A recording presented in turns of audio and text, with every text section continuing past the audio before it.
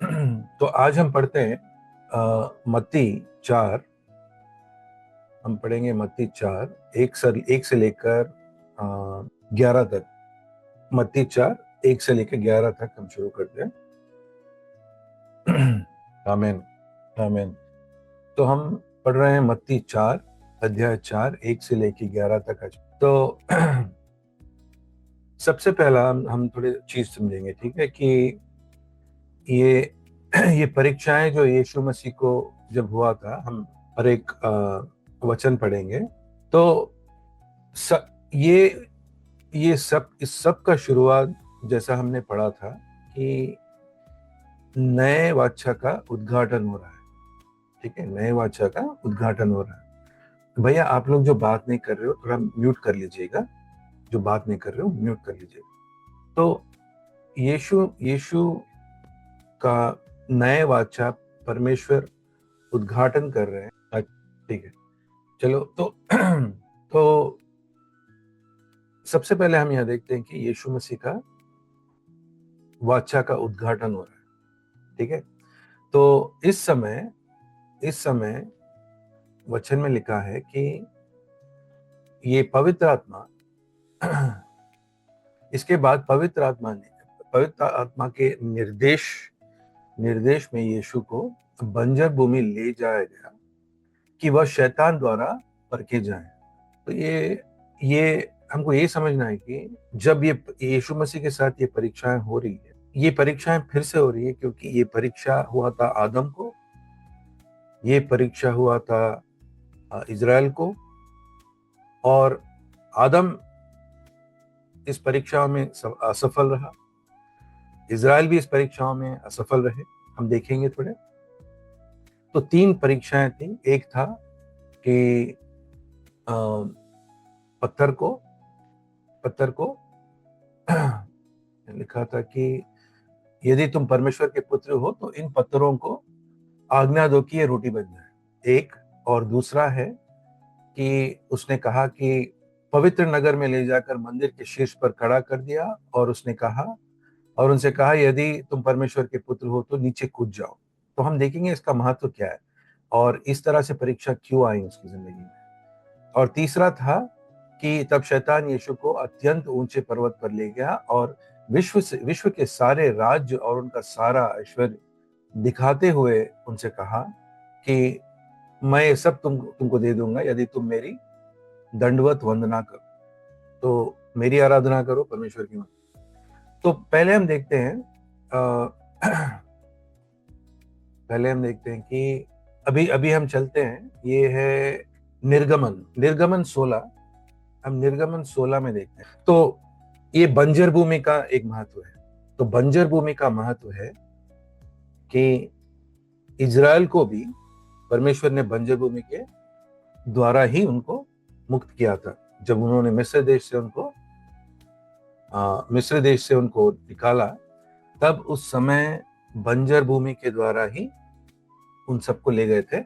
यीशु मसीह यहाँ पे 40 दिन थे, लेकिन इज़राइल 40 साल बंजर भूमि के द्वारा चला, और उनका काम लंबा हो गया, और उनका पूरा रास्ता इसलिए लंबा हुआ और 40 साल हुआ क्योंकि वो परमेश्वर जो उनको इन परीक्षाओं के साथ सिखाने जा रहे थे, ताकि वो लोग परमेश्वर के ऊपर निर्भर हों, वो सीख नहीं रहे थे। जब आप लोग आपकी जिंदगी में परमेश्वर जो सिखाना चाहते हैं नहीं सीखेंगे, तो हमारे परीक्षाएं लंबे हो जाएंगे, क्योंकि जब तक हम नहीं सीखेंगे हम उस परीक्षा के आगे नहीं चल सकते। ये परमेश्वर का रीत है। इसी तरह वो लोग परमेश्वर करते हैं। तो हम देखते हैं कि इज़राइल निर्गमन 16 और 2 और 3 जब हम पढ़ते हैं, 2 और 3 हम पढ़ेंगे आपके लिए। इस निर्जन क्षेत्र में सभी इज़राइल मोशे तथा आरोन से नाराज होने लगे। क्यों नाराज होने लगे? ये लोग कह रहे थे कि तुमने मिस्र देश से, परमेश्वर ने हमको यहाँ पर लेके आया है, और हमारे नेता है मोशे और आरोन। इज़राइल कहने लगा, अच्छा होता कि याहवे ने हम लोगों को मिस्र में ही मार डाला होता। वहां हम मांस की हंडिया के पास बैठते थे और पेट भरकर रोटी खाते थे। आप तो हमें इस निर्जन देश में इसलिए ले आए कि हम सारे लोग भूख से मर जाए। तो क्या हो रहा है यहाँ पे? जब यातनाएं आते हैं ये लोग जब यातनाएं आते हैं ये लोग बड़बड़ाने लगे। ये लोग समझ नहीं पा रहे थे कि परमेश्वर इनको मिस्र देश से लेकर कनान देश की ओर ले जा रहे हैं, और जहां पर ले जा रहे हैं वहां सब कुछ है इनके लिए, लेकिन परमेश्वर देखना चाहते हैं कि इनके मन में क्या था। ठीक है, परमेश्वर देखना चाहते हैं कि इनके मन में क्या था। हम और एक पढ़ते हैं, और एक वचन पढ़ते हैं ताकि हम समझ सके क्या हो रहा है। अभी हम देखते हैं व्यवस्था विवरण में अध्याय 8, व्यवस्था विवरण में अध्याय 8 देख, अगर कोई पढ़े व्यवस्था विवरण अध्याय 8 2 से लेके 3 तक, तो हम देख रहे हैं यहाँ पे कि यीशु मसीह को मत्ती 4 में परमेश्वर और पवित्र आत्मा बंजर भूमि के द्वारा क्यों ले जा रहे हैं, ये उपवास 40 दिन के लिए क्यों कर रहे हैं। तो हम यहां से सीख सकते हैं, एक जगह इजराइल परमेश्वर की आज्ञा का पालन करना असफल रहा क्योंकि उनके मन में परमेश्वर के लिए, परमेश्वर की आज्ञा का पालन करने के लिए उनके पास प्यार नहीं था। बस उनको मिस्र देश से निकल के बाहर आना था, उनको जो चाहिए वही वही वही चाहिए था। लेकिन याद लगाएं कि हम बार बार आपसे यही कहते हैं कि उद्धार का मतलब क्या होता है। उद्धार का मतलब होता है कि हमारी इच्छाओं से पलटकर परमेश्वर की इच्छाओं के पास आना, क्योंकि परमेश्वर का इच्छा जो जानता है और जो उसको उसका पालन करता है, अनंत जीवन उसका ही है। तो परमेश्वर यहाँ क्या कह रहे हैं कि उसे पूरे मार्ग को कभी न भूलना। तो मतलब जो भी इसके पहले हुआ है, अब यीशु मसीह जब जा रहे हैं बंजर भूमि में, उनको भी ये याद आ रहा है कि मोशे और इजराइल को परमेश्वर ने क्या कहा कि कभी मत भूलना ये बात, जिस पर तुम्हें याहवे तुम्हारे परमेश्वर इन 40 साल में निर्जन प्रदेश से होते हुए लेकर आए हैं तुमको। तो यीशु मसीह के सोच में ये बात एकदम साफ है कि परमेश्वर ऐसे ही ले जाएंगे। क्यों ले जाएंगे? कि वह उसके द्वारा तुम्हें नम्र बना सके। पहले कुछ सिखा रहे हैं परमेश्वर। तो जब आपकी जिंदगी में, हमारे जिंदगी परमेश्वर कुछ सिखा रहे हैं और हमको नम्र बना रहे हैं, और यहाँ पर यीशु मसीह जिनमें पाप नहीं था, सोच में पाप नहीं था, उनके दिल में पाप नहीं था और उनके बोल में पाप नहीं था, एक भी झूठ नहीं बोलते थे, ऐसे एकदम उत्तम परमेश्वर के पुत्र को भी इस यातनाओं से गुजरना पड़ा ताकि वो नम्रता सीख सके। और यहीं से नहीं गुजरना पड़ा, पर हम यीशु मसीह तो उससे ज्यादा कुछ गुजरना पड़ा कि उनको क्रूस में अपना जीवन का दान तक देना पड़ा। तो यीशु मसीह ने काफी सीखा। लेकिन जब ये सीख रहे हैं परमेश्वर का हाथ कैसा रहता है, जब आदमी को भूख आता है, हम कभी भी क्या करते हैं कि हम आत्मा की बात नहीं सुनते, हमारी शरीर की बात सुनते हैं। जब आदमी को भूख लगता है सब कुछ भूल जाता है। जब आदमी को डर लगता है परमेश्वर की आज्ञा भूल जाता है। जब आदमी को हर एक तरीके का परीक्षा इस जिंदगी में होता है, स्वस्थता का होता है, या जैसे हम देखते हैं कि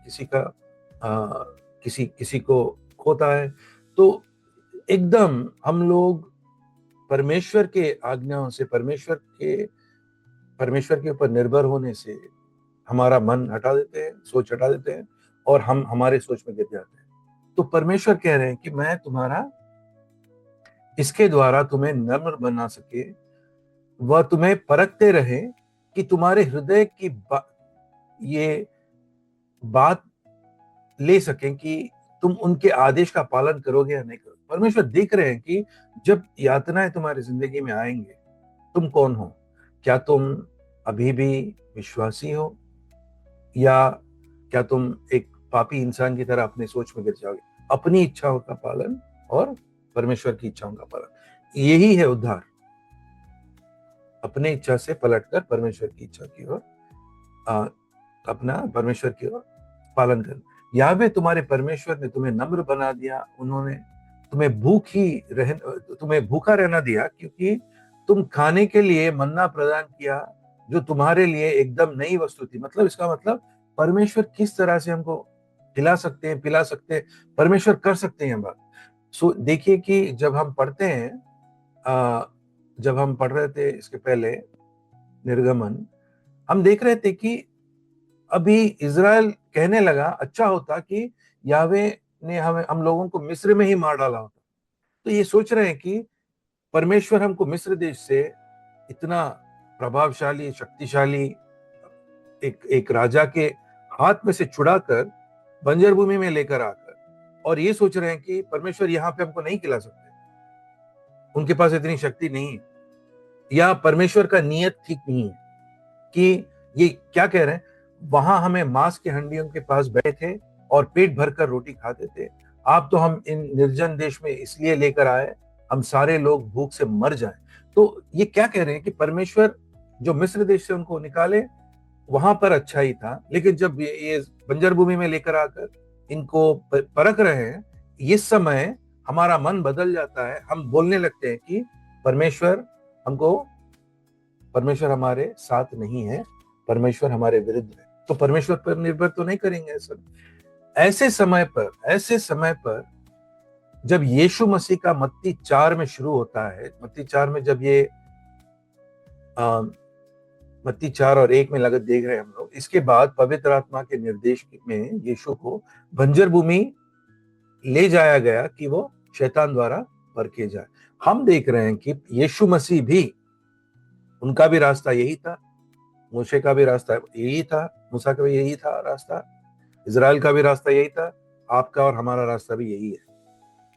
परमेश्वर परखेंगे, परमेश्वर देखेंगे हमारे मन में क्या है, लेकिन परमेश्वर कभी ना हमको छोड़ेंगे। परमेश्वर हमसे प्यार करते हैं, और परमेश्वर जब ये परखते हैं तो हमको उनके ऊपर शक नहीं करना चाहिए, उनकी अच्छाई के ऊपर शक नहीं करना चाहिए। बस हमको हर एक बार क्रूस की ओर देखना चाहिए और कहना चाहिए कि यीशु मसीह मेरे लिए मरे थे। इस बात को जो आदमी याद लगाता है वो हर एक यातना के सफल रहेगा, हर एक यातनाओं में, हर एक परीक्षाओं में सफल रहेगा। उन्हें 40 दिन और 40 रात उपवास किया।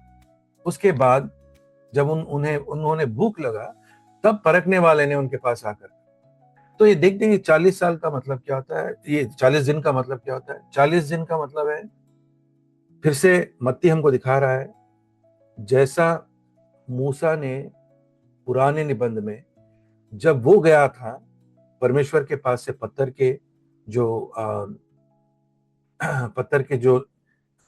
नियम लेके आया था, तो क्या कहते हैं, पत्थर के जो गोलियां लेके आया था जिसपे परमेश्वर का न्याय लिखे था, 10 धर्मशास्त्र जो लिखे थे, तभी भी मूसा ने 40 दिन और 40 रात परमेश्वर के पास था।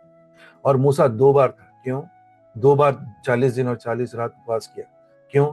पहली बार जब उसने उपवास किया था तो इज़राइल पाप करने लगे, मूर्ति पूजा करने लगे, तब उसने पहले जो पत्थर की गोलियां थे उसको तोड़ दिया, और दूसरी बार फिर से 40 दिन 40 रात परमेश्वर के पास उपवास लगाया और परमेश्वर की आराधना। तो यहाँ देख रहे हैं, इसीलिए यीशु मसीह भी 40 दिन और 40 रात, ये दूसरा निबंध और दूसरा वाचा का उद्घाटन हो रहा है परमेश्वर के पास। तो अभी तक हम देख रहे थे कि उनका बपतिस्म हुआ। हर एक चीज जो यीशु मसीह कर रहे हैं, ये हमारे लिए कर रहे हैं, और कह रहे हैं कि जैसा हम कर रहे हैं हमारे पीछे पीछे आप भी चलो। हाँ, हमको 40 दिन और 40 रात उपवास करने की जरूरत नहीं है, क्योंकि यीशु मसीह ने ये एक नेता के लिए था, जैसा मूसा था एक नेता और जो एक बुजुर्ग था इज़राइल के लिए, इसी तरह यीशु मसीह भी हमारे एक कलीसिया के सिर है। तो इसीलिए उनको करना पड़ा, हमको नहीं करना पड़ता है। लेकिन इसका महत्व ये है कि यीशु मसीह ने हमारे लिए क्या क्या किया और परमेश्वर ने किस तरह से उनको नम्र किया और सिखाया। तो अभी हम देखते हैं कि मत्ती 4 और अध्याय 4 और वचन 3 में परखने वाले ने उनके पास आकर कहा, यदि तुम परमेश्वर के पुत्र हो तो इन पत्थरों को आज्ञा दो कि रोटी बन जाए। तो हमको मैं जल्दी से दो चीज आपको तो यहाँ हम देख रहे हैं कि हमने दो चीज पढ़ा। हमने पढ़ा था कि व्यवस्था विवरण विवरण में हमने अभी पढ़ा था कि आ, हमने पढ़ा था कि परमेश्वर भी हमको परख रहे हैं, और हम यहाँ देख रहे हैं शैतान भी हमको परख रहा है। फर्क क्या है दोनों के बीच में? तो बहुत जरूरी है समझना, लेकिन इसको समझने के लिए काफी समय लगेगा हमको, लेकिन इतना साफ हो जाता है। परमेश्वर जब हमको परखते हैं तो परमेश्वर हमको सिखा रहे हैं, परमेश्वर हमको नम्र बना रहे हैं, हमको उनकी आज्ञाओं का पालन करा रहे हैं ताकि हमारे जिंदगी में अच्छा हो।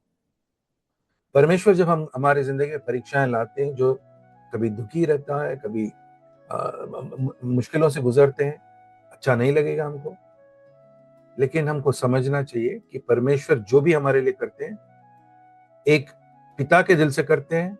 नए निबंध में एक पिता के दिल से करते हैं, हमारे पिता है वो, और प्रेम के दिल से करते हैं, और परमेश्वर अच्छे हैं। इसका मतलब सोचिए कि परमेश्वर का अच्छाई कभी नहीं बदलता है। तो जो भी परीक्षा आता है हमारे अच्छे के लिए, जैसे हम स्कूल जाते हैं, परीक्षा लिखते हैं ताकि हम कुछ बन सकें, हमारे पास हमारे जिंदगी में बढ़ावा हो सके, इसी तरह परमेश्वर भी हमको सिखाता है। शैतान जब हमको परखता है, शैतान का लक्ष्य है कि वो हमको तोड़ दें, हमारा विश्वास को तोड़ दें, हमको परमेश्वर के साथ अलग कर दें। अगर हम परमेश्वर के साथ अलग हो चुके तो हमारा अंत हो जाए। ये शैतान का काम है। ये दोनों में यही फर्क है, और हमको सोचना चाहिए ना। तो परमेश्वर की पवित्र आत्मा ले जाकर शैतान के पास ठहराया यीशु मसीह को। हम सोचते हैं ऐसा हो सकता है क्या? हो सकता है, क्योंकि हम पढ़ रहे हैं, और परमेश्वर, इसका मतलब ये भी होता है हमको ये नहीं सोचना चाहिए कि शैतान और परमेश्वर दोनों दोनों की शक्ति एक ही तरह है। नहीं हो सकता। शैतान भी परमेश्वर के नीचे है, सबसे शक्तिशाली, सबसे ज्यादा प्रभाव परमेश्वर का है। परमेश्वर की तरह कोई नहीं है, सबसे ऊंचा परमेश्वर है। तो हमको ये बात अच्छी तरह याद लगाना चाहिए। जो भी आज के दिन परेशानियां हर एक इस दुनिया में जो भी आ रहे हैं, ठीक है, ये परमेश्वर नहीं चाहते हैं, लेकिन परमेश्वर दंड दे रहे हैं लोगों को, या परमेश्वर को सिखा रहे हैं लोगों को, तो परमेश्वर के हाथ से ही आता है। शैतान भी परमेश्वर के हाथ से ही आता है। याद लगाना ये बात। ये मत सोचना कि शैतान अपने आप से बिना परमेश्वर के कुछ कर सकता है, नहीं कर सकता। वो एक उंगली नहीं उठा सकता बिना परमेश्वर। और यहां पर हम देखते हैं कि परमेश्वर ही शैतान को यीशु मसीह के पास भेजाते हैं, नहीं तो वो यीशु मसीह के पास नहीं आ सकता। तो हमको ये, इसका मतलब ये होता है कि हमको ये प्रोत्साहन मिलता है कि कोई भी परीक्षा परमेश्वर के हाथ के बाहर नहीं है। हम ऐसा नहीं सोच सकते कि परमेश्वर मुझे छोड़ के चले गए और मेरी जिंदगी में बस शैतान आके मेरे जिंदगी को देख रहा है। हम ऐसा नहीं सोच सकते, ठीक है। कभी भी हमारा विश्वास परमेश्वर पे रहना चाहिए, कोई शक नहीं रहना चाहिए कि परमेश्वर हमारे साथ है, परमेश्वर अच्छे हैं, और परमेश्वर के पास इतनी शक्ति है कि वो शैतान को भी हटा सकते हैं और किसी को भी हटा सकते हैं। परमेश्वर ही सबसे बड़े हैं हमारे लिए। तो मत्ती 4 और वचन 3 में लिखा है, परखने वाले ने उनके पास आकर कहा, यदि तुम परमेश्वर के पुत्र हो तो इन पत्थरों को आज्ञा दो कि ये रोटी बन जाए। तो यहाँ देख रहे हो, हमने जब व्यवस्था विवरण में पढ़ा था, उनका भी परीक्षा रोटी के साथ हुई थी।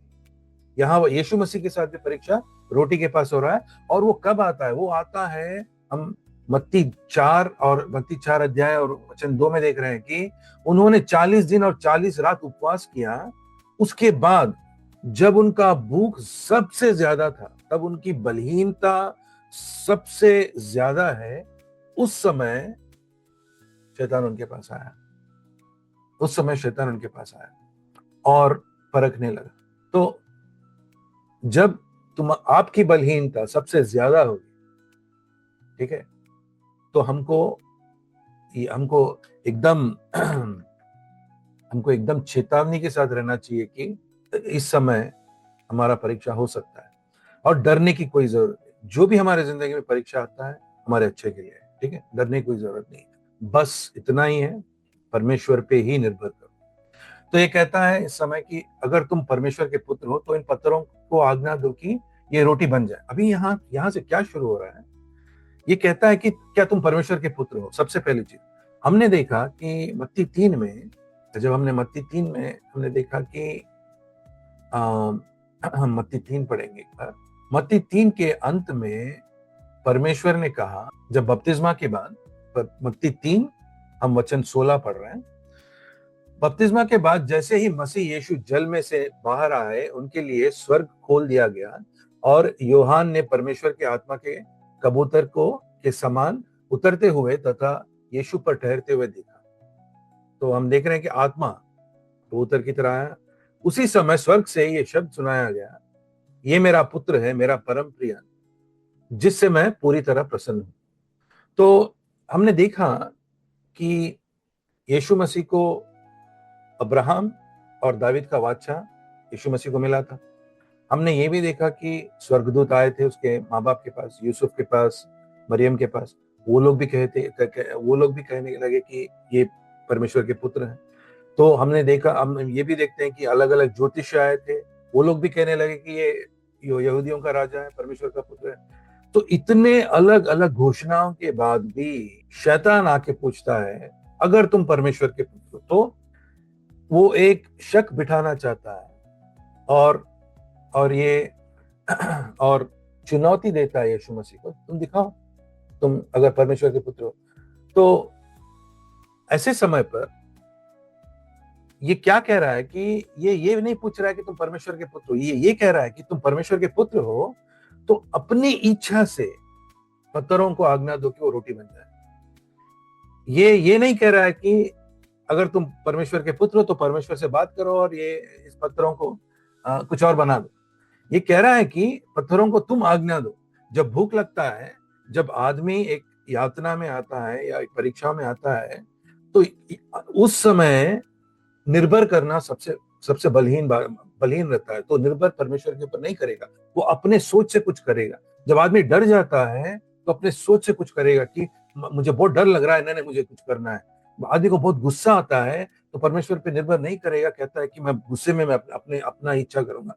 अपने इच्छा को क्रूस पर लगाना बहुत जरूरी है। यही है विश्वास। अपने इच्छा को ज्यादा घास नहीं देना चाहिए, क्योंकि हम लोग समझते हैं कि हमारे अंदर पापी स्वभाव है, इसीलिए तो हम पवित्र आत्मा और परमेश्वर के वचन के पास जाते हैं। क्योंकि जो पापी स्वभाव से जो भी हम करेंगे वो पाप ही होगा। आपको अच्छा लगेगा लेकिन अंत में वो पाप की ओर ही जाएगा, वो बलहीनता होगा। लेकिन जो परमेश्वर के पास जाएगा और ये विश्वास लगाएगा परमेश्वर उसके साथ है और परमेश्वर उनके पिता है, और परमेश्वर के पास जाके रोएगा, परमेश्वर के पास जाके कहेगा कि तुम मुझे छुड़ाओ इस और नम्र बनेगा, इस यातनाओं से छुड़ाओ मुझे, वो परमेश्वर की इच्छा लगाएगा। तो यहाँ देख रहे हैं कि तुम परमेश्वर के पुत्र हो तो इन पत्थरों को आज्ञा दो कि ये रोटी बन जाए। देख रहे हो आप लोग क्या हो रहा है? तो वो कह रहा है अपनी इच्छा लगाओ, यीशु मसीह को कह रहा है अपनी इच्छा लगाओ मसीहा, और परमेश्वर की इच्छा मत लगाओ। लेकिन यीशु ने कहा, उसे उत्तर दिया, मनुष्य का जीवन सिर्फ भोजन पर नहीं बल्कि परमेश्वर के मुख से निकले हुए हर एक शब्द में पर निर्भर है। तो यीशु मसीह ने क्या किया? जहां पर इजराइल हार गए थे, असफल रहे, जब उनको भूख लगा, उन्होंने कहा कि परमेश्वर ने हमको बंजर भूमि लेके आए ताकि हमको मार सके। यहाँ यीशु मसीह कह रहे हैं कि आदमी का जीवन खाने पीने से नहीं, ये सच है बात। तुम खाते खाते मर सकते हो, लोग खाते खाते नरक जा सकते हैं। अगर परमेश्वर चाहे तो एक आदमी को 40 दिन और 40 रात बिना, अगर बंजर भूमि में, इसका मतलब पानी भी नहीं है वहां, तो अगर 40 दिन और 40 रात यीशु मसीह को जिंदा लगा सकते हैं, दो भूख लग रहा है लेकिन फिर भी लगा सकते हैं, तो उसको बचा भी सकते हैं। तो हम देख रहे हैं कि परमेश्वर कह रहे हैं कि अगर तुम मेरे ऊपर तुम निर्भर रहो, तुम्हारा विश्वास मेरे ऊपर है, तो तुमको परमेश्वर क्या कह रहे हैं कि मैं स्वर्ग से तुमको ऐसी शक्ति दूंगा, ठीक है, एक अलौकिक शक्ति दूंगा, एक चमत्कारी शक्ति ऐसा दूंगा मैं तुम्हें पवित्र आत्मा के द्वारा कि तुम हर एक परेशानियों में से निकल सको। तो यीशु मसीह कहते हैं कि यीशु मसीह पहचानते हैं उतना भूख में, उतना दीर्घ परीक्षा में, उस समय भी उनका मन परमेश्वर के पास था। जब हमारा इस देह का परीक्षा होता है तभी हमको पता लगता है कि हमारा विश्वास सच्ची में क्या है। आज आप सोच सकते हो आपका विश्वास बहुत अच्छा है, हम सोच सकते हैं हमारा विश्वास बहुत अच्छा है, लेकिन परमेश्वर हमको इसीलिए परख रहे हैं ताकि ये बात, इसका मतलब ये नहीं कि परमेश्वर को नहीं पता कि हम हमारे हमारे मन में विश्वास कैसा है। देखो, यीशु मसीह शैतान के पास आने से पहले परमेश्वर ने कहा मैं इनके साथ प्रसन्न हूं। पहले से जानते हैं यीशु परमेश्वर की हम लोग कैसे हैं। लेकिन जब हम ऐसे यात्राओं में जाते हैं, हम खुद को पहचानते हैं कि हमारा विश्वास क्या है। और जब हम देखते हैं कि हम असफल हैं हमारे विश्वास में, इसीलिए परमेश्वर हमको नम्र बनाना चाहते हैं ताकि हम परमेश्वर की ओर जा सकें। इसका मतलब ये नहीं होता कि परमेश्वर नहीं जानते कि तुम्हारा विश्वास क्या है और ये परीक्षा होने के बाद ही परमेश्वर को मालूम पड़ता है। नहीं, इसका मतलब ये है कि परमेश्वर चाहते हैं कि हम जाने, आप और मैं, कि हमारा विश्वास क्या है। ठीक है, तो सबसे बड़ी चीज यही है कि परमेश्वर का वचन जो यीशु मसीह कह रहे हैं, मनुष्य का जीवन सिर्फ भोजन पर नहीं है बल्कि परमेश्वर के मुख से निकले हुए हर एक शब्द पर निर्भर है। यीशु मसीह क्या कह रहे हैं कि परमेश्वर का वचन आदमी को जीने के लिए, वो देह के लिए हो या आत्मा के लिए हो, काफी है। तुम्हारे बच्चों को बड़ा करने के लिए परमेश्वर का वचन काफी है। तुमको स्वर्ग जाने के लिए परमेश्वर का वचन काफी है। तुम्हारे एक पति और पत्नी के बीच शांति और अच्छी तरह जीने के लिए परमेश्वर का वचन ही चाहिए। कलीसिया में सब कुछ, सबके बीच में संबंध किस तरह रहना चाहिए, परमेश्वर का वचन ही चाहिए। एक माँ बाप और बच्चों के बीच में रिश्ता किस तरह रहना चाहिए, परमेश्वर का वचन। परमेश्वर के वचन के बिना कुछ दूसरा आप लोग कुछ भी किसी भी तरह के आप लोग फैसला नहीं कर सकते। ये आपको समझ आ जाना चाहिए। ये मत फैसला हम लोग निर्णय ऐसा नहीं लेते हैं अपने सोच से, या दो तीन लोग आकर कुछ बड़े बड़े बात बोल दें, ये पूरा बेकार है। जो आदमी हमको वचन से नहीं दिखा सकता है कि परमेश्वर ये कहते हैं इस चीज के बारे में, ताकि तुम सही तरह से निर्णय लो और सही तरह से फैसला करो, तो हमारा सोच बेकार है। तो आप लोगों को मालूम रहना चाहिए अगर आपके बच्चों को किस तरह से चलाना चाहिए, परमेश्वर क्या कहते हैं। अगर आप लोग पैसे कहीं लगा रहे हैं या किसी के साथ कुछ वाचा कर रहे हैं, कुछ खरीद रहे हैं, कुछ हर एक समय पर पैसों को किस तरह से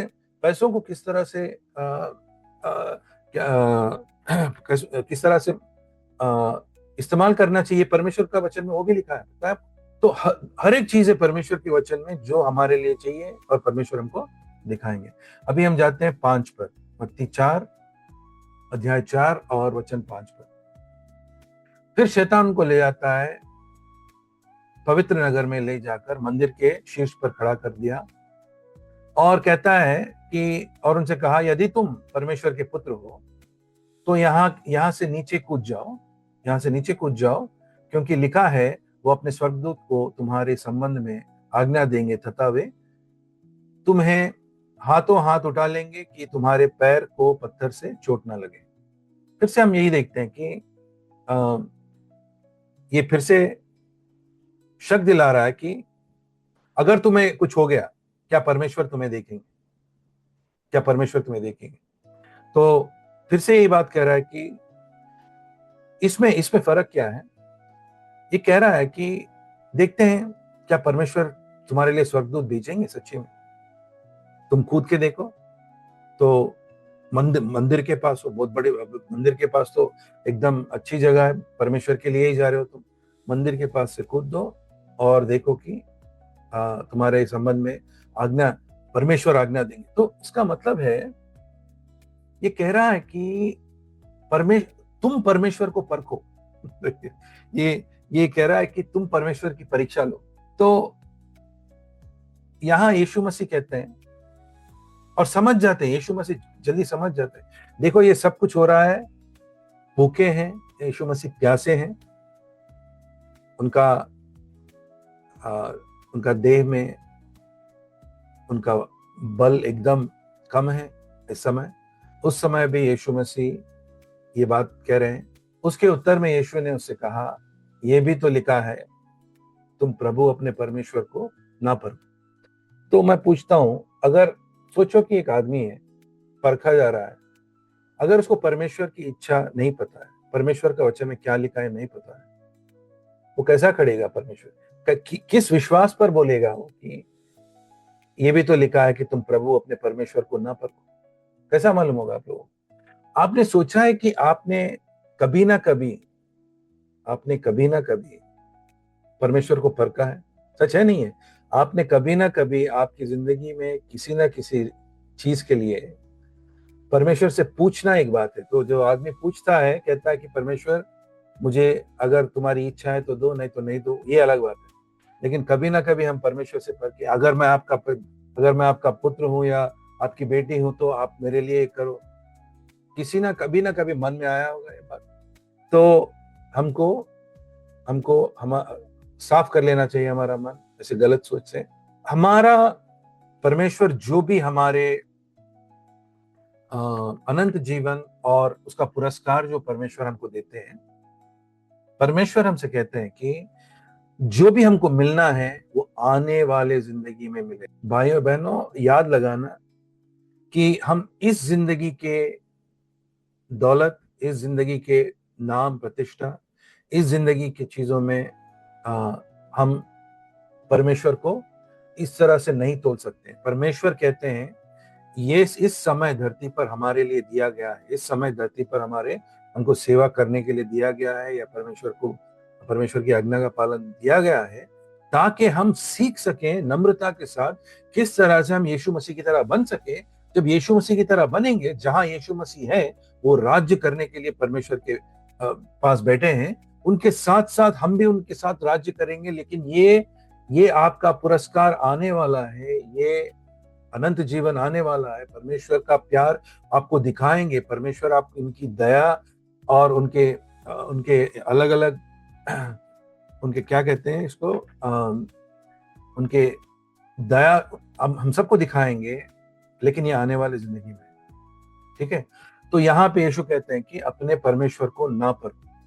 तो हर एक समय शैतान परखने वाला, हर एक समय अपनी इच्छा की इस्तेमाल करो, अपनी इच्छा की इस्तेमाल करो कह रहा है। यीशु मसीह कह रहे हैं परमेश्वर मेरा इच्छा तो है ही नहीं, मेरा इच्छा तो पहले से क्रूस पे है, तो मेरा इच्छा कुछ नहीं है, बस परमेश्वर की इच्छा है। और परमेश्वर ये कह रहे हैं, इसका मतलब हमारी इच्छा को परमेश्वर का वचन बनाना चाहिए। ये हमको सीखना है। दूसरी चीज हम देखते हैं मत्ती अध्याय 4 और वचन 8। तब शैतान यीशु को अत्यंत ऊंचे पर्वत पर ले गया और विश्व के सारे राज्य और उनके सारे ऐश्वर्य दिखाते हुए उनसे कहा, मैं ये सब तुम्हें दूंगा यदि तुम मेरे दंडवत वंदना करो। और यीशु ने कहा, इस पर यीशु ने उससे उत्तर दिया, हट शैतान, दूर हो, क्योंकि लिखा है तुम सिर्फ प्रभु अपने परमेश्वर की ही आराधना और सेवा किया करो। तो यीशु मसीह आए हैं, और हम ये भी देखते हैं कि यीशु मसीह का लक्ष्य था, एक मसीहा का लक्ष्य था। तो जब मैंने कहा कि वो अब्राहम और दावीद का वाचा यीशु मसीह को दिया गया, और दावीद का वाचे में हम देखते हैं कि परमेश्वर ने कहा कि एक राज्य देंगे हम तुमको जो अनंत जीवन के लिए होगा। परमेश्वर ने कहा कि एक राज्य मैं दूंगा तुमको, ठीक है, यीशु मसीह को, और ये राज्य अनंत जीवन के लिए दूंगा और तुम्हारा राज्य का कभी अंत नहीं होगा। ये परमेश्वर ने सबसे पहले कह दिया। अभी शैतान कह रहा है, सबसे पहले हम थोड़ी चीज देखें, यही राज्य मैं तुम्हें दूंगा, तुमको क्रूस पर चढ़ने की जरूरत नहीं, तुमको नम्र बनने की जरूरत नहीं है, पवित्र बनने की जरूरत नहीं है, तुमको कुछ सीखने की जरूरत नहीं है, परमेश्वर की आज्ञा का पालन, इतना दर्द भरा आज्ञा का पालन करने की जरूरत नहीं है। वही राज्य मैं दूंगा तुम्हें, वही राज्य मैं दूंगा तुम्हें, लेकिन जल्दी दूंगा, बस तुम मेरी दंडवत और वंदना करो, मेरी आराधना करो, दे दूंगा मैं तुझे। तो यहां पर हम देखते हैं कि यीशु मसीह परमेश्वर से ही प्यार करते हैं, यीशु मसीह धार्मिकता से ही प्यार करते हैं, यीशु मसीह पवित्रता से ही प्यार करते हैं। ये पूरे चीज शैतान के पास तो नहीं है। हमको बस राज्य नहीं चाहिए, हमको परमेश्वर का पवित्र राज्य चाहिए। हमको बस राज्य नहीं चाहिए, हमको परमेश्वर का प्रेम चाहिए।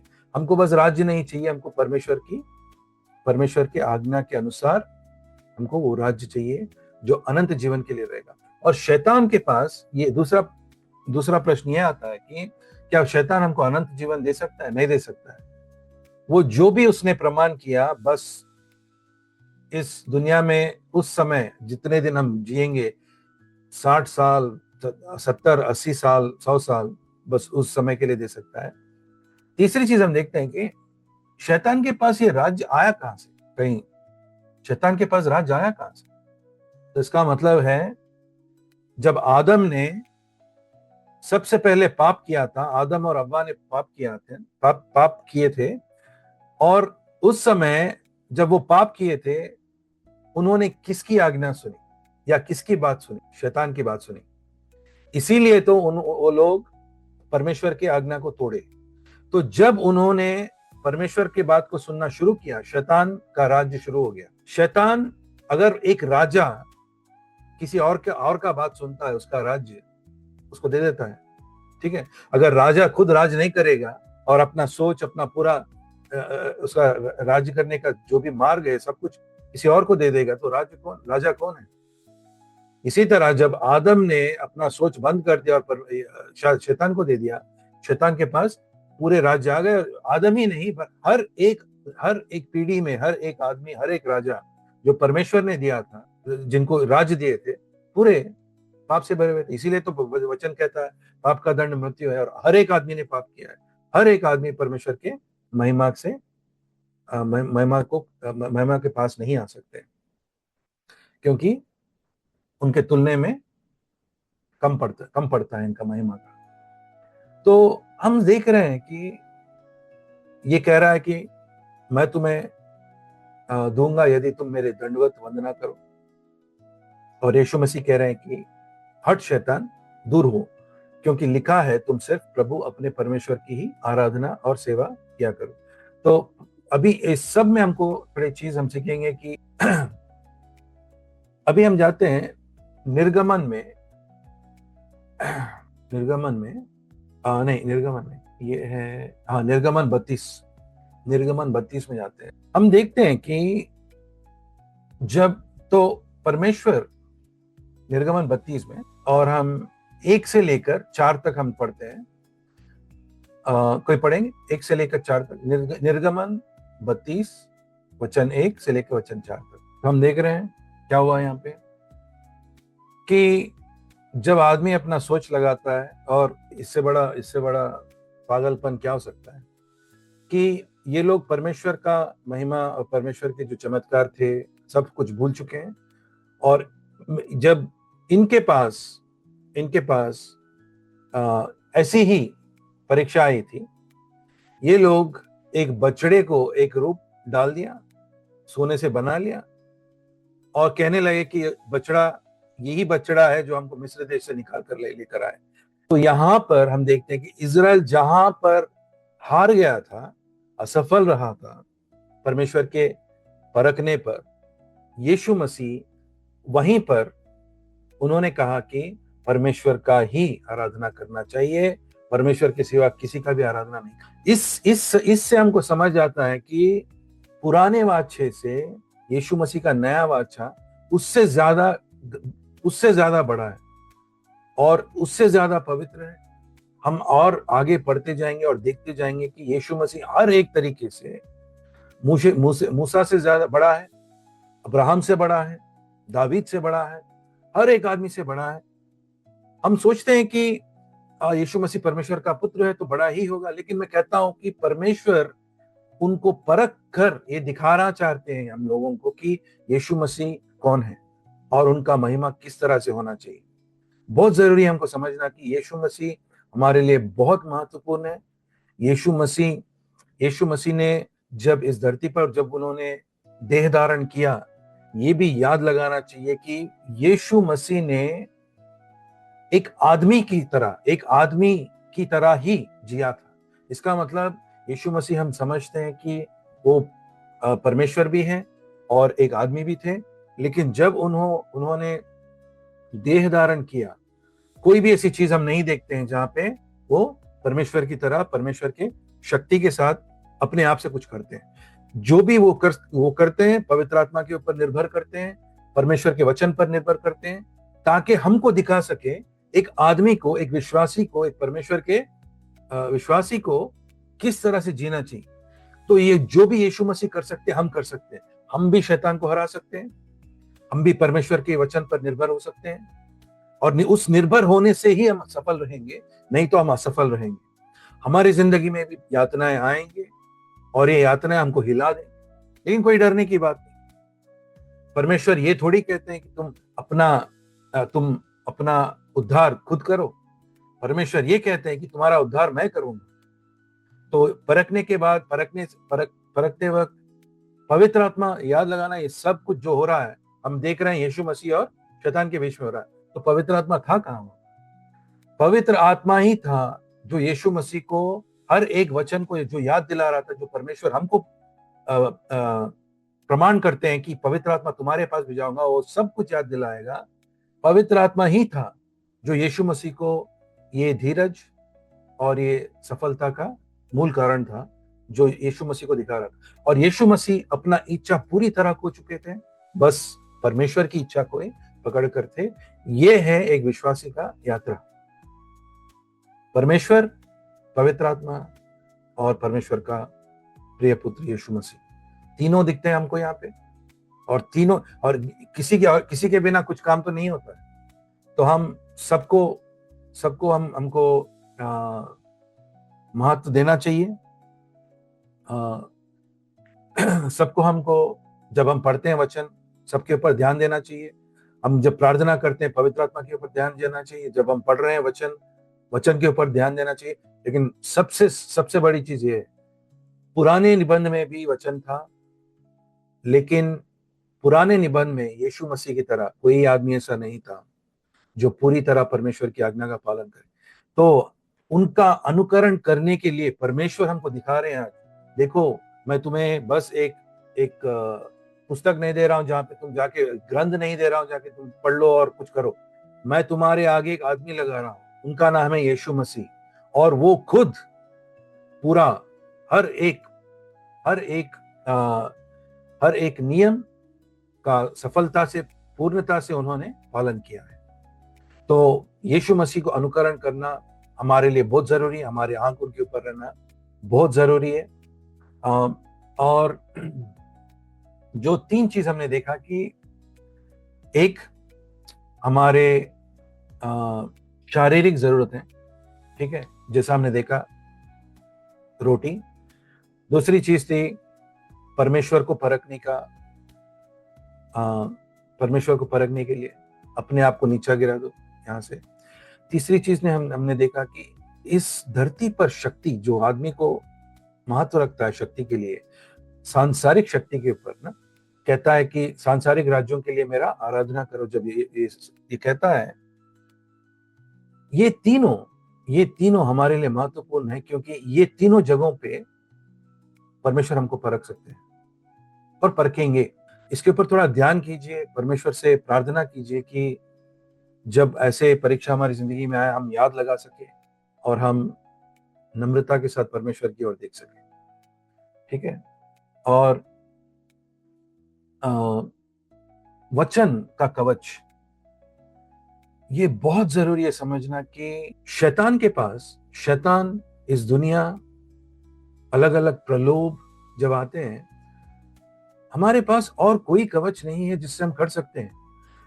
परमेश्वर का वचन जो है, और वचन तो हर एक आदमी के पास है, लेकिन उस वचन के साथ विश्वास और उस विश्वास के साथ आज्ञा का पालन, अगर हम इस कवच को ना पहने, हम नहीं कर सकते।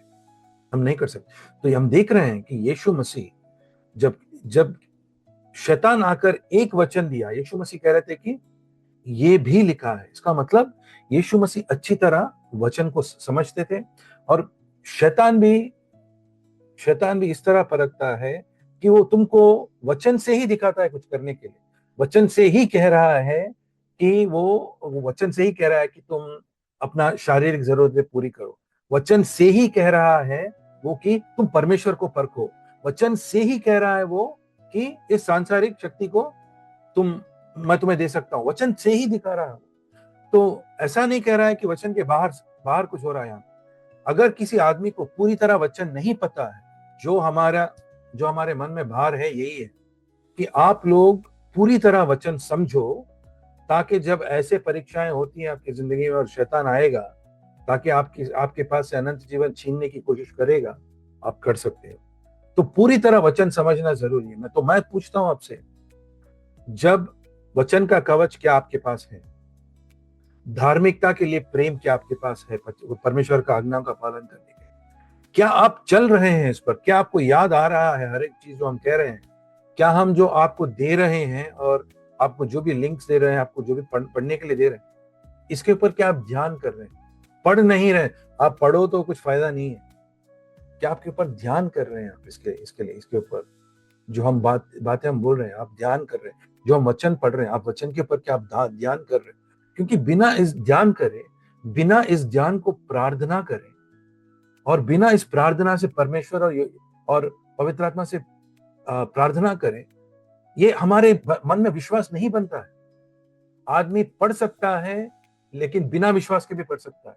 जो आदमी ध्यान करता है और इस ध्यान को प्रार्थना बना देता है, जैसे यहाँ पे लिखा है, जैसे हम पढ़ रहे हैं मत्ती 4 में कि यीशु कहता है कि हट शैतान दूर हो जा, क्योंकि लिखा है तुम सिर्फ परमेश्वर अपने प्रभु अपने परमेश्वर को ही आराधना और सेवा किया करो। तो हमको इसको प्रार्थना करना चाहिए, इसके ऊपर ध्यान करना चाहिए कि परमेश्वर कैसे ऐसे मेरे जिंदगी में ऐसे चीज है जहां पे तुम मेरे प्रभु नहीं हो सकता है मेरी बीवी को ज्यादा महत्व देता हूँ, मेरे पति को ज्यादा महत्व देता हूँ, मेरे खाने पे ज्यादा महत्व देता हूँ, थोड़े लोग अपने बच्चों को ज्यादा महत्व देते हैं, लेकिन परमेश्वर को उतना बड़ा ये नहीं देते जहां पर परमेश्वर की आज्ञा पालन कर सके। हो सकता है तुम्हारी जिंदगी में थोड़ी चीज है जिसके लिए तुमको मन फिराव होना चाहिए, तो इसको ध्यान करो। और जब ध्यान करने के बाद परमेश्वर आपको दिखाते हैं कि आपकी जिंदगी में पाप है, उसको प्रार्थना में परमेश्वर और पवित्र आत्मा के पास पूछो कि मुझे इससे बचाओ। इससे ही हमारा शक्ति है और इससे ही हमारा सफलता है। यही उदाहरण हमको यीशु मसीह देने आए थे और इसी का अनुकरण हमको करना है। आमीन। कोई प्रश्न है तो आज हम यहाँ पर रोकते हैं, थोड़ा आप भी ध्यान कीजिए। इसके बाद काफी है बात करने के लिए, लेकिन बस यहाँ पर पवित्र आत्मा को अच्छा लगता है रोकने। आप लोगों में से कुछ बोल सकते हैं कि आपने क्या सीखा, कुछ नया सीखा यहाँ पर। आप लोग या परमेश्वर पवित्र आत्मा को क्या कुछ प्रोत्साहित कर रहा है, तो सबके साथ आप बांटें तो सब दूसरे भी सीख। हाँ, आमीन आमीन आमीन आमीन। और याद लगाना कि उस परीक्षा में परमेश्वर का शक्ति तुम्हारे साथ है। ठीक है, अंत में एक चीज कहूंगा मैं, जो आप सोच रहे हो कि तो हमने देखा कि वचन पर निर्भर होना। दूसरी चीज हम देख रहे हैं कि शारीरिक भूख की संतुष्टि करने के लिए परमेश्वर की परीक्षा ले रहे हैं और यीशु मसीह उसके ऊपर भी विजय पाए। तीसरा चीज जो सबसे ज्यादा महत्व है और हम ये बोलना भूल गए थे कि एक सेवक बनने के लिए यीशु मसीह को ये पूरा हुआ था, ताकि यीशु के प्रलोभन को इस नया वाचा का सेवक बनने के लिए इस प्रलोभ और इस परीक्षाओं से गुजरना जरूरी है। तभी हम कह सकते हैं कि ये ठीक तरह से सेवा कर सकते हैं और ऐसे चीजों में जैसे सांसारिक शक्ति या भूख या नाम प्रतिष्ठा के जैसे प्रलोभ आएंगे तो उसके ऊपर विजय पाएंगे। ये सब कुछ होता है यीशु मसीह को एक सच्चा नए वाचा का सेवक बनने के लिए। तो अगर आपको भी सेवक बनना है तो यही मन, यही सोच, यही वचन, यही पवित्र आत्मा, इसी तरह ही चलना है। मैं तो परमेश्वर का सेवा नहीं। परमानंद भैया, आप अगर बात कर रहे हो तो आप वो म्यूट पे है, अगर आपका आवाज बंद है उस पे तो आपको। हाँ, तो देखो, तो आपका प्रश्न अगर मैं समझा तो कट रहा था आपका आवाज, तो फिर से मैं दोहराता हूँ। तो आप कह रहे हैं कि जब आदमी उपवास लगाता है, कब पी सकता है, कब खा सकता है, क्या कर सकता है? यही आपका प्रश्न कि कितना देर उपवास करना चाहिए और क्या करना, यही है आपका प्रश्न परमानंद जी? ठीक है, अगर अगर प्रश्न वही था, अगर मैं ठीक तरह से समझा, तो एक एक एक एक सिद्धांत है परमेश्वर जो हमको देते हैं, एक सिद्धांत है। और ये दूसरा कोरिन्थियों का पत्र में लिखा है। आपके लिए मैं पढ़ता हूँ, दूसरा कोरिन्थियों का पत्र में अध्याय 9 6 से 7 तक। दूसरे कोरिन्थियों का पत्र अध्याय 9 6 से 7 तक, लेकिन 7 पढ़ता हूं मैं। ये एक सिद्धांत है। नए वाचा में परमेश्वर कभी भी एक आदमी को, जो भी आदमी देता है, वो पैसे हो, सेवा हो, आपका समय हो, या आपका काम हो, यहां लिखा है, इसलिए जिसने अपने मन में जितना भी देने का निश्चय किया उतना ही दे, बिना इच्छा के या विवशता में नहीं, क्योंकि परमेश्वर को प्रिय है जो आनंद से देता है। तो देखो, अगर उपवास तुमको करना है और तुम लोग काम करते हो, अगर तुम लोग उपवास एक ही बार कर सकते हो, एक ही बार खाने के लिए, सुबह में या दोपहर में या शाम में एक ही बार कर सकते हो, लेकिन जो भी करते हो आनंद के साथ करना चाहिए। परमेश्वर का यही है सिद्धांत कि हम जो करते हैं मन से करें, और विवशता में ना करें। परमेश्वर का यही है सिद्धांत। जो भी आदमी देता, अगर आपको याद है, एक एक एक हम एक विधवा के बारे में पढ़ते हैं, जिसके पास बस बस दो ही उसके पास सिक्के थे, और जो भी उसके पास था उसने दिया, और यीशु मसीह ने कहा उसने सब कुछ दिया। तो इसका मतलब ये नहीं कि करोड़पति करोड़ दे तो परमेश्वर के पास वो कुछ पाएगा। तो सिद्धांत ये है, विवशता में नहीं, आनंद से आप जो भी करोगे। तो अगर आप आनंद से आप खाना बंद कर सकते हो, लेकिन पानी पीना चाहते हो तो पी सकते हो। लेकिन याद लगाना कि ये तुम्हारे और परमेश्वर के बीच में जैसा रिश्ता बढ़ते जाएगा, तुमको परमेश्वर के लिए कुछ ना कुछ ज्यादा करने के लिए तुम्हारे मन में आनंद आएगा। जब तुम वो करोगे तो ये परमेश्वर के लिए प्रिय है। हमको ये नहीं सोचना चाहिए, नहीं नहीं मुझे दिन में या हफ्ते में 5 बार एक बार उपवास करना चाहिए, 2 बार उपवास करने। हम ऐसा नहीं कर सकते। हम यही कह सकते हैं कि परमेश्वर तुम्हारे लिए कितना प्रिय है, और तुम्हारे शारीरिक देह में तुम देख सकते हो कि तुम्हारे अंदर कितना कमजोरी है। किसी को फोन फोन पर टाइम पास करने का मन रहता है, तो वो उसका भी उपवास कर सकता है, फोन फोन बंद करके वचन में बैठ सकता है। किसी को गप्पे शप्पे लगाने का शौक रहता है, वो सब कुछ बंद कर परमेश्वर के ध्यान में रह सकता है।